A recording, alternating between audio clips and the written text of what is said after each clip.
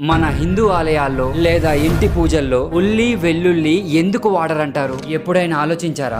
ఒకటి, ఉల్లి వెల్లుల్లి రజో మరియు తామసం అన్న ఆయుర్వేద వర్గంలోకి వస్తాయి. ఇవి కోపం, అనారోగ్యం, అలాగే మనసు తలతికమించే భావనల్ని పెంచుతాయంట. అదే పురాణాల ప్రకారం చూసుకుంటే సముద్ర మదనం సమయంలో స్వర్భాను అనే రాక్షసుడు అమృతం తాగి శిరస్త్రాణం కోల్పోతాడు. అంటే శ్రీ మహావిష్ణువు అసురుడి తల ముండాన్ని సెపరేట్ చేసేస్తాడు. ఆ అసురుడినే రాహుకేతువుల పిలుచుకుంటాం. సో అలా శ్రీ మహావిష్ణువు సెపరేట్ చేసే క్రమంలో వాళ్ళ రక్తపు చుక్కలు నేలపై పడినప్పుడు అవే ఉల్లి వెల్లుల్లిగా మారాయంట. అందుకే ఇవి దేవుడికి నివేదించరు. అంటే ఇవేవో మానవ శరీరానికి హాని కలిగిస్తాయని కాదు, కానీ ఆధ్యాత్మిక శుద్ధికి మాత్రం వ్యతిరేకంగా ఉంటాయి. జైనులు, బౌద్ధులు అయితే అసలు ఈ మొక్కలనే వాడరు. ఎందుకంటే అవి భూమిలో ఉంటాయి కదా. సో వాటిని పీకేటప్పుడు జీవుల హాని అవుతుందంట. అంటే వాటికి కూడా జీవం ఉంటుంది అని నమ్ముతారు. మరి మీరు ఎప్పుడైనా ఇవి ఆలయాల్లో లేదా పూజల్లో వాడడం చూసారా? కామెంట్ చేయండి.